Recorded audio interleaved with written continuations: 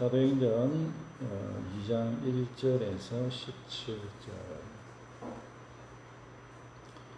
오순절 날이 이미 이르매 그들이 다 같이 한 곳에 모였더니 홀연히 하늘로부터 급하고 강한 바람 같은 소리가 있어 그들이 앉은 온 집에 가득하며 마치 불의 엿처럼 갈라지는 것들이 그들에게 보여 각 사람 위에 하나씩 임하여 있더니 그들이 다 성령의 충만함을 받고 성령이 말하게 하심을 따라 다른 언어들로 말하기를 시작하니라. 그때 경건한 유대인들이 천하와 각국으로부터 와서 예루살렘에 머물러 있더니 이 소리가 나매 큰 무리가 모여 각각 자기의 방언으로 제자들이 말하는 것을 듣고 소동하여 다 놀라 신기하게 여겨 이르되 보라 이 말하는 사람들이 다 갈릴리 사람들이 아니냐 우리가 우리 각 사람들이 남고 방언으로 듣게 되는 것이 어찌 됨이냐 우리는 바데인과 메데인과 엘람인과 또 메소포타미아 유대와 갑바도니아 본도와 아시아 부르기아와 바빌리아 애국과 및 구레네에 가까운 이미야 여러 지방에 사는 사람들과 로마로부터 온 나그네고 유대인과 유대교에 들어온 사람들과 그레이대인과 아라비아인들이라 우리가 다 우리의 각 언어로 하나님의 큰 일을 말함을 듣는도다 하고 다 놀라며 당황하여 서로 이르되 이 어찌 된 일이냐 하며 어떤 이들은 조롱하여 이르되 그들이 세술에 취하였다 하더라. 베드로가 11사도와 함께 서서 소리를 높여 이르되 유대인들과 예루살렘에 사는 모든 사람들아 이 일을 너희로 알게 할 것이니 내 말에 귀를 기울이라. 때가 제3시니 너희 생각과 같이 이 사람들이 취한 것이 아니라 이는 곧 선지자 요엘로 통하여 말씀하신 것이니 일러서되 17절 같이 읽겠습니다. 하나님이 말씀하시기를 말세에 내가 내 영을 모든 육체에 부어주리니 너희의 자녀들은 예언할 것이요 너희의 젊은이들은 환상을 보고 너희의 늙은이들은 꿈을 꾸리라. 네. 기독교의 큰 다른 종교와의 큰 특징이 있다면 그 중에 저는 생각할 때 굉장히 큰 특징 중에 하나가요. 뭐 대표적인 특징이라고 저는 생각하는데 하나님께서 신이 이제 다른 종교에서는 신이라 하겠죠. 이제 하나님께서 사람들과 함께 있다는 것이죠. 에덴 동산에서 하나님께서 사람을 만드시고 이제 아담과 하와와 함께 교제하셨죠. 새하늘과 새 땅이 이루어진다 할 때에 새하늘과 새 땅은 하나님께서 우리 가운데 거하시는 곳입니다. 그래서 하나님께서 에덴을 창조하셨을 때에 하나님께서 사람들과 함께 계셨고 그리고 종말이 완성이 되어서 주님께서 오신다. 재림하신다. 예수님 다시 오신다라고 할 때에 재림하신 주님이 우리와 함께 계신 거죠. 그래서 하나님이 우리와 함께 사람들 가운데 계신다는 거죠. 구약 시절에는 이제 하나님께서 함께 하시는 것이 성막과 성전의 표시로 나타났죠. 그래서 성막과 성전이라는 것은 하나님께서 사람들 가운데 계신다라는 어떤 상징 같은 것이죠. 그래서 하나님께서 친히 임하여 계신다. 성막과 성전이 되겠습니다. 신약에 오면서 신약에는 예수님이 주인공이신데 예수님께서 누구십니까? 하나님이시죠. 그래서 예수님의 다른 이름이 임마누엘이었습니다. 그래서 임마누엘이라는 것은 하나님이 우리와 함께 하신다. 그런 뜻이죠. 그래서 예수님께서 하나님이시다라는 것이죠. 예수님이 이 땅에 사람들 가운데 함께 계셨다라는 거죠. 그러니까 하나님이신 주님께서 그러니까 하나님께서 사람들과 함께 계신다라는 거죠. 예수님 오심입니다. 그리고 이제 예수님이 다시 오시는 건 재림이고요. 그때 온전하게 하나님이 이 땅 가운데 거하실 것이고요. 그 중간 사이에 우리가 살고 있습니다. 그래서 우리가 그러니까 뭐 이때 우리가 살고 있는 이때에는 하나님이 우리 사람들 가운데 거하시지 않느냐라고 해서 그럴 리가 없죠. 더 분명하고 확실하게 하나님께서 우리 가운데 거하시고 계십니다. 그것이 뭐냐? 그것이 바로 오늘 읽으신 이 사도행전 2장의 말씀, 성령 하나님께서, 성령님 하나님이시거든요.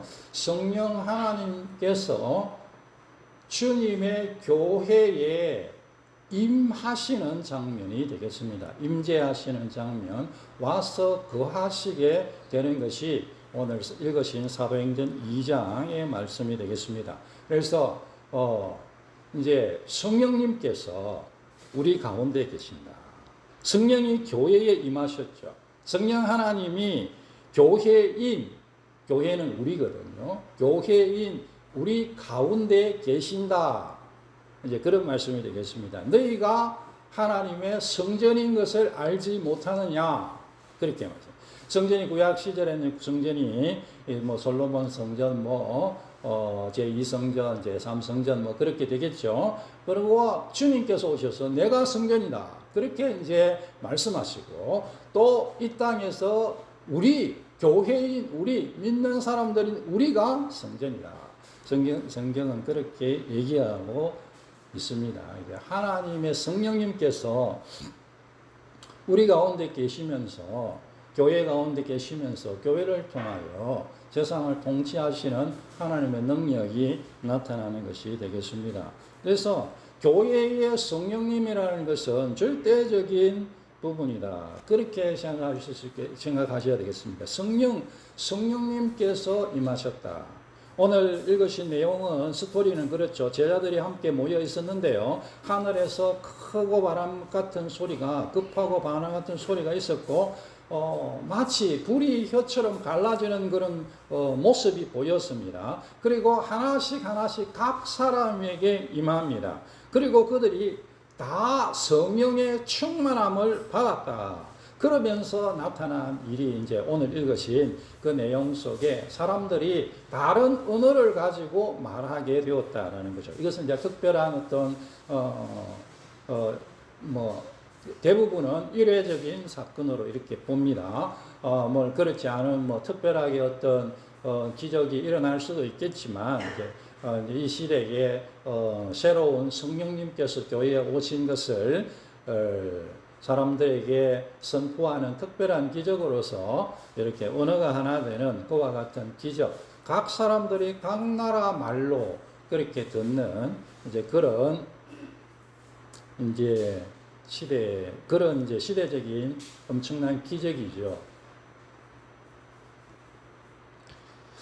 종말이 여러분 가까이, 우리는 종말의 시대를 살고 있고요. 주님 오실 날이 가까워 왔다고 지난번에 제가 한번 말씀드렸는데, 특별히 우리나라를 생각하면 더 형식이 그렇다 그런데, 여러분 저는 이제 이런 그 AI의 어떤 발전을 보면서 그런 생각을 가끔 더 합니다.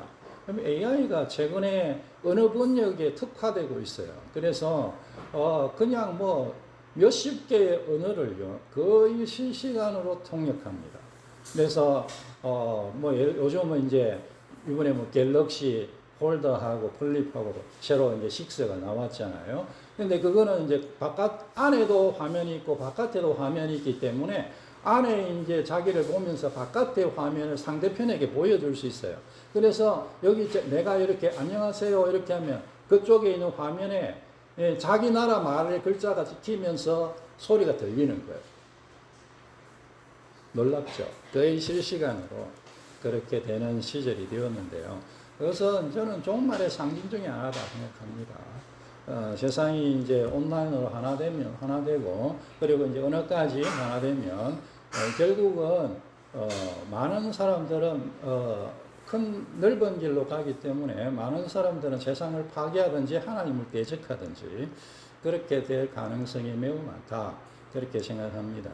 근데 이제 그렇게 해서 하나님께서 바벨에서 언어를 흩으셨는데 하나님의 오심은 이제 하나님을 섬기는 것 안에서 언어가 하나 되는 기적이다. 그렇게 해서 오순절에 언어가 자기 나라 말로 들려지는 그런 기적이 일어나면서 종말의 어떤 상징이죠. 하나님께서 주시는 종말.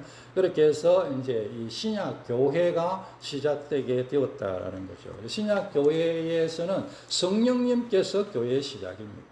성령님 없이는 교회는 존재할 수 없습니다. 그래서 성령님이 우리 교회의 모든 것이다. 그렇게 생각하셔야 되겠습니다.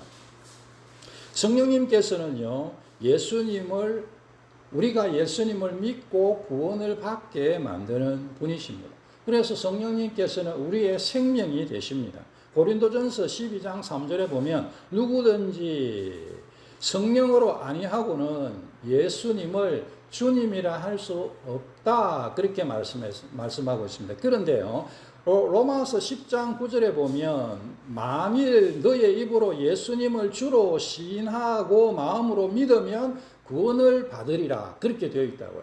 그러니까 두 구절을 합치면 어떻게 됩니까? 성령이 아니면 예수님을 구주로 고백할 수 없고 구원받을 수 없습니다. 성령으로만이 우리가 예수님을 주로 고백하고 구원받을 수 있다라는 것이고, 우리가 성령님이 아니고는 구원받을 수 없고 오직 성령으로만 구원받는다. 그런 말씀이 되겠습니다. 그래서 성령님은 생명이 되겠습니다. 성령님 없이 내가 존재할 수 없습니다. 성령님 없이 내가 예수님 믿을 수 없어요. 그래서 성령님을 여러분들이 꼭 받아야 돼요. 성령님 받고 성령 충만하고 그렇게 하셔야 돼요. 그것 유일하거든요. 다른 길이 없습니다. 나는 예수님을 주로 고백하는데 성령님을 모릅니다. 근데 이제 그건 이제 자기 인식의 문제든지 아니면은 정말 구원받지 못했든지 그렇겠죠.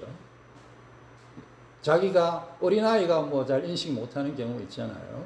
그러니까 그런 경우든지 아니면 정말 구원받지 못했든지 그렇겠죠. 성령님께서 예수님을 주로 고백하고 우리에게 구원을 주시는 분이시다. 그런 말씀 되겠습니다. 성령님께서는 예수님을 증거하게 하십니다. 성령님은 우리의 능력이 되시죠. 사도행전 1장 8절에 오직 성령이 너에게 임하시면 너희가 권능을 받고 내 증인이 되리라. 그렇게 하셨습니다. 사도행전 9장에 보면 사울에게 성령님께서 이제 예수님께서 찾아가셨을 때에 아나니아를 통해서 이제 말씀하시는데 성령으로 충만하게 하신다. 그렇게 하고 성령의 충만함을 받습니다. 그리고 적시로 이 사울이라는 바울이 각 회당에서 예수가 하나님 아들이심을 전파했다.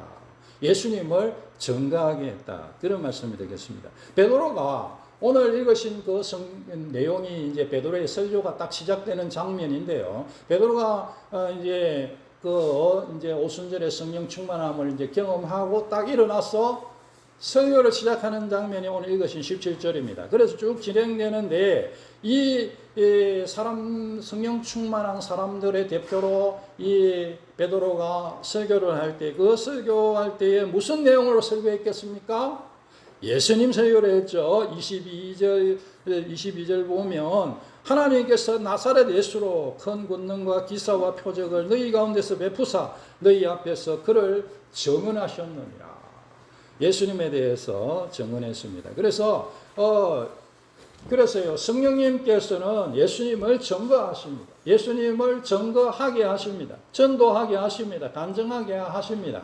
하나님의 사람들 그리고 하나님의 교회의 사명은 바로 예수님을 전하는 것입니다. 성령님께서 권능으로 그렇게 하도록 하시기 때문입니다. 여러분 예수 꼭 믿으시기 바랍니다. 그리고 예수님 전하시기 바랍니다. 이렇게 하십시오. 예수 믿으십니까? 꼭 믿으십시오. 제가 예수님 믿으니까 너무 좋습니다. 할렐루야. 꼭 그렇게 말도 하시고 그렇게 고백도 하시고 또 그렇게 이루어지기 바랍니다. 그래서 그렇게 예수님 증언하셔야 됩니다. 예수님 성령님께서는 우리를 인도하시는 하나님의 영이십니다. 예수님이 승천하신 후에 예수님은 예수님의 제자들과 어떻게 대화하실까요? 라고 했을 때 우리식으로 표현한다면 성령으로 대화하십니다. 성령으로 예수님께서 제자들과 만나시고 제자들을 인도하셨습니다. 교회를 인도하시는 분은 성령 하나님이십니다. 사도행전 13장에 보면 성령님께서 교회를 인도하시는 부분이 나오는데요. 안디옥 교회의 여러 일꾼들이 주님을 섬겨서 금식할 때에 성령이 이르시되 내가 불러 시키는 일을 위하여 바나바와 사울을 따로 세우라. 그렇게 하십니다. 그리고 금식한 후에 기도하고 두 사람에게 안수하여 보내는데요. 그러면서 4절에 두 사람이 성령의 보내심을 받아. 그렇게 말씀하고 있습니다. 그래서 성령님께서 이제 이 일을 이제 이방의 이제 선교의 문이 열리는 장면인데 이제 바울이 이 선교 여행을 이방 지역에 이방은 이제 결국 이제 우리 자신에게 복음이 전거되는 거죠. 이방의 복음이 전거되는 첫 번째 시작이 어떻게 해서 시작되느냐, 바울의 선교 여행이 어떻게 시작되느냐라고 했을 때에 성령님께서 교회를 안디옥 교회에서 말씀하셨다. 그런 말씀이 되겠습니다. 그래서 성령님께서 보내셔서 이방 선교의 큰 문이 열려졌다라는 것입니다. 선교 여행할 때 바로 그 다음 장 13장에 보면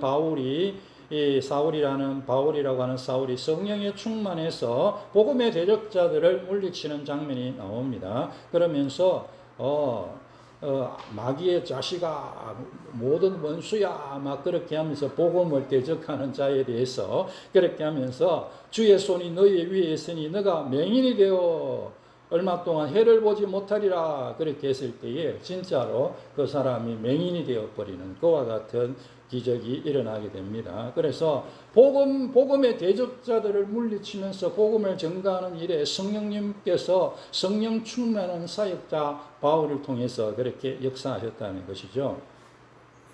사도행전 20장에 보면 바울이 에베소 장로들에게 이 고별 설교를 하는 내용이 나오는데요. 여러분은 자기를 위하여 또한 온 양떼를 위하여 삼가라 이렇게 하면서 교회 지도자들에게 얘기하는데요. 성령이 그들 가운데 여러분을 감독자로 삼고 하나님이 자기 피로 사신 교회를 보살피게 하셨느니라.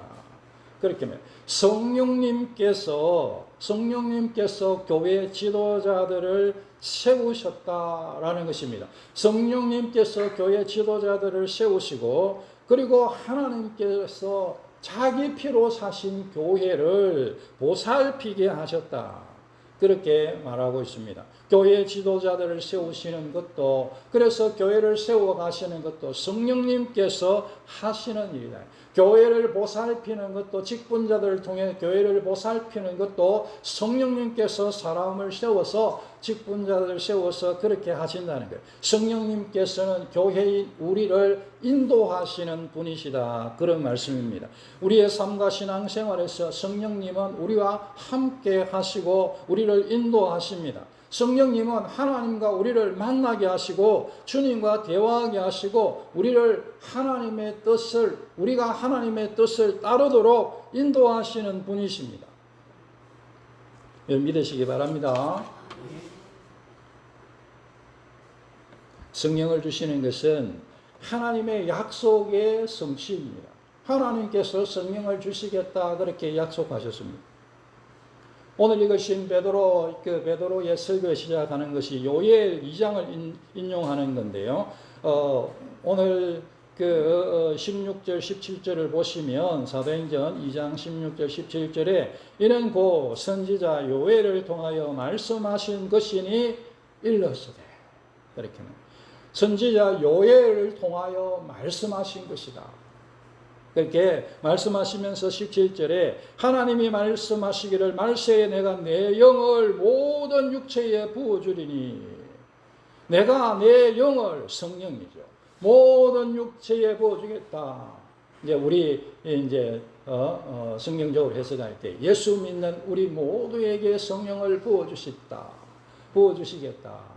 우리에게 성령을 부어주셔서 예수 믿게 해주시겠다. 이제 그런 말씀이 되겠습니다. 내가 내 영을 부어주겠다.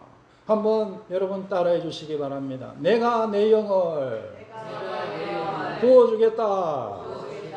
여러분 믿으십니까? 하나님께서 하나님의 영 성령을 부어주실 것을 믿으시기 바랍니다. 하나님께서요 우리 세상에 함께 하시는 방식입니다. 세상을 창조하셨을 때 에덴부터 시작해서 세상이 끝이 되어서 주님이 재림하셔서 하나님 나라가 이 땅에 임할 때까지 하나님께서 세상과 함께 하시는 방식이 하나님이 우리와 함께 거하시는 방식이라고 말씀드렸죠. 그리고 오늘 우리들에게 성령으로 하나님이 함께하고 계십니다. 그래서 혹자는 오늘의 우리 시대를 교회 시대 혹은 성령 시대라고까지 말하기도 하죠. 물론 삼위 하나님께 어떻게 나뉘어지시겠습니까마는 성령 하나님께서 우리에게 함께 하십니다. 하나님께서 하나님의 영인 성령을 우리에게 나에게 부어주십니다.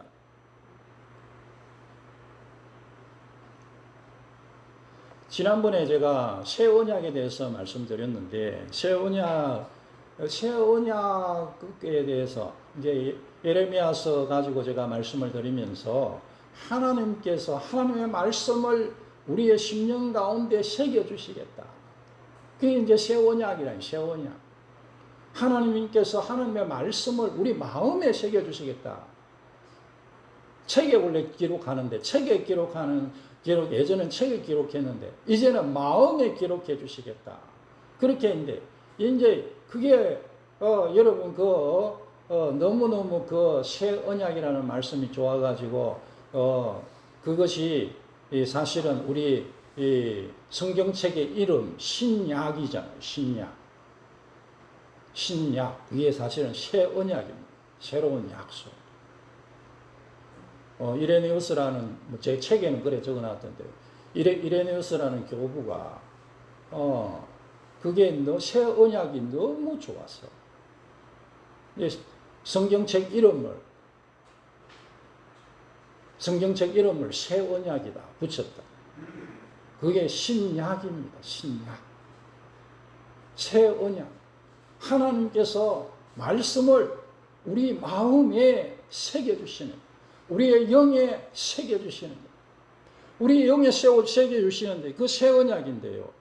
근데 그 에스겔서에 보니까 36장 26절에 내가 새 영을 너희 속에 두고 새 마음을 너희에게 주되, 우리의 마음에 말씀을 기록해서 새 영이 되는데, 새 마음이 되는데 그것은 어떻게 이루어지느냐 했을 때에 새 영을 부어주시겠다고 그렇게 말씀하고 계십니다. 새 영을 부어주시겠다고, 성령을 부어주시겠다고 말씀하신 것입니다.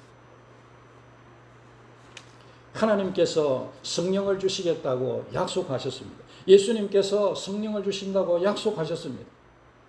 내가 성령을 너에게 보내겠다 말씀하시고 하나님의 약속대로, 예수님의 약속대로 성령님께서 교회에 오셔서 우리 가운데 임하셔서 우리의 생명이 되시고 능력이 되시고 우리의 삶의 인도자가 되십니다.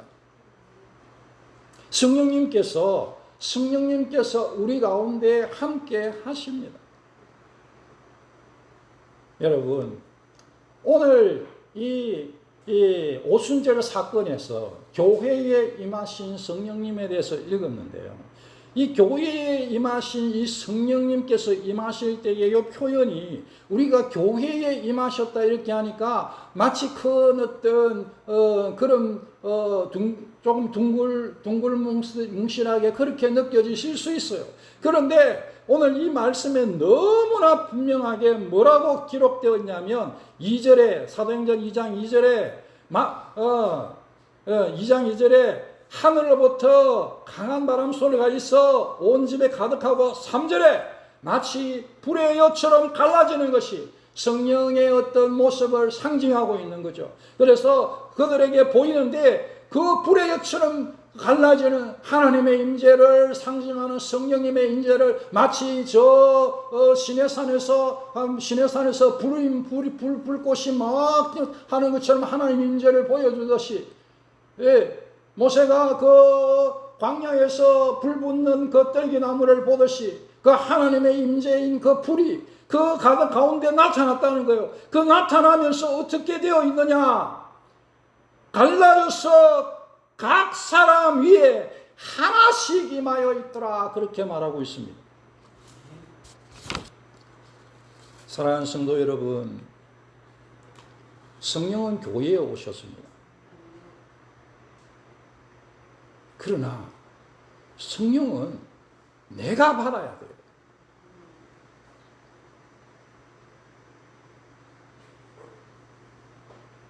성령님은 교회에 오셨어요.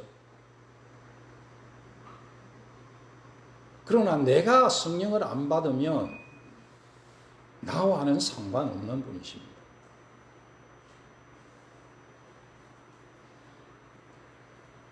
성령님은 각 사람에게 임하시는 영입니다. 당연히 공동체 교회에 계시죠. 그러나 개인적으로는 내가 성령 받고 내가 성령 충만해야 돼요. 저희들이 각 사람에게 성령이 임하고 그 성령으로 충만했다고 성경이 얘기하고 있지 않습니까? 이것은 하나님의 교회인 우리 모두에게 각자 한 사람 한 사람에게 성령의 충만이 나타나야 된다는 하나님의 말씀입니다.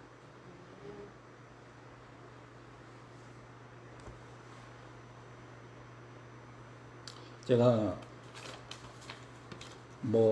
예전에도 이 본문 가지고 설교한 적도 있고, 여러분들도 이 본문 딱 보면서 목사님이 무슨 말씀 하실지 대충 알겠는데 싶은데, 그래서 제가 여러분 말 모르는 얘기를 몇 개 한다고 했는데, 그래. 여러분, 여러분, 성경의 내용을 교회에 몇십 년 다니신 분들은 다 아시죠? 사도행전 2장, 오순절 성령 강의, 주일학교도 열심히 다니는 애들은 다 아는 거예요.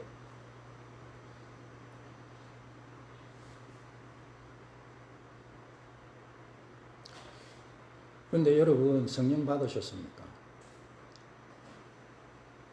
성령 충만 받으셨습니까? 성령 충만은 개인적으로 경험해야 될 일입니다. 성령은 내가 받아야 되는 거예요. 물론 거기에 여러 가지 우리가 제가 여러 가지 말씀을 드릴 수도 있고 그렇습니다. 그러나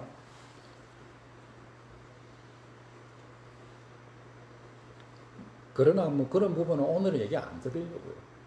그런데 여러분, 제가 오늘 드리고 싶은 말씀, 하나님 기도하면서 설교 준비하고 기도하면서 하나님 주시는 말씀은 그건 것 같아요. 각 사람이 성령의 충만함을 받아야 되고 내가 성령의 충만함을 받아야 된다라는 것입니다. 여러분, 이 사람들이 성령을 받고 성령의 충만함을 받은 것이 어떻게 이루어졌냐 하면 그들이 다 같이 한 곳에 모여 있더니라는 그 말의 핵심이 있어요. 예수님께서 성령을 기다리라라고 한 그 약속의 말씀을 주셨거든요. 그 약속의 말씀, 교회에 성령님께서 오실 것이라는 그 약속의 말씀을 주시니까 그 약속의 말씀을 십자가와 부활을 경험한 이들이 그 약속의 말씀을 붙들고 모여서 계속 기도하고 기다리고 있었어요. 성령님은 기도하며 기다리는 사람에게 임재하시고 충만케 하십니다.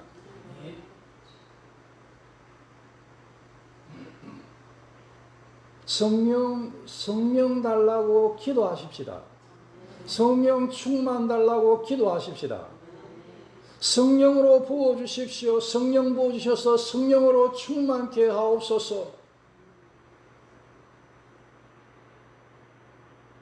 제가요, 무슨 설교를 할 수 있겠어요? 사실 이 성령에 대한 설교를요. 제가 뭘 어떻게 할 수 있겠습니까?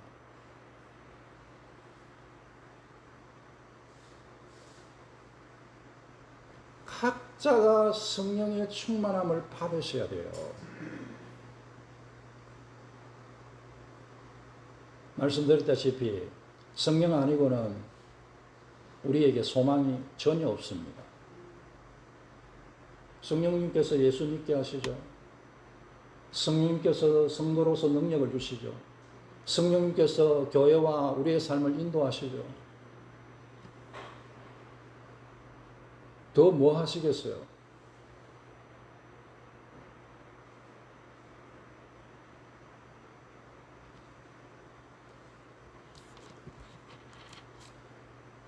여러분 성령께서 나에게 임하여 주십시오. 그렇게 여러분 꼭 기도하시기 바랍니다. 기도하십시다. 성령님 나에게 임하여 주십시오. 성령님 나를 성령으로 충만케 해주십시오. 예수님 약속하신 성령으로 충만케 해주십시오. 하나님 내 영을 부어주겠다고 약속하셨으니 하나님의 영 성령을 부어주셔서 성령으로 충만케 해주십시오. 성령의 기름 부으심, 성령 세례, 성령 충만 이런 것을 나누어서 많이 얘기하고 그렇게 하는데 저는 생각할 때에 용어적인 부분이 많다고 생각합니다. 어떤 사람이 어떤 용어를 어떻게 정의하는가에 따라서 달라진다고 생각합니다. 그냥 쉽게 생각하십시오. 물에다가 그릇에다가 물을 막 부으면 많이 부으면 넘치잖아요. 그렇게 생각하십시오. 물론 그런 건 아니지만 이미지로 그렇게 생각하시라고. 성령 부으심은 하나님 나에게 성령이 충만하게 부어지게 해주셔서 넘치게 해주십시오. 성령 충만한 삶이죠. 여러분 성령 충만한 경험을 꼭 하시기 바랍니다. 제가 시켜드릴 수 없어요. 여러분.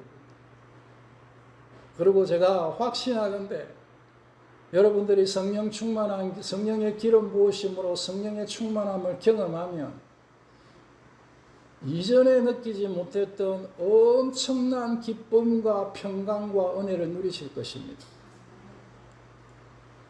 아이고 예수 믿어도 나 아무렇지도 않았던 것 같은데 이런 게 있었네. 반드시 일어납니다. 세계가 달라져요.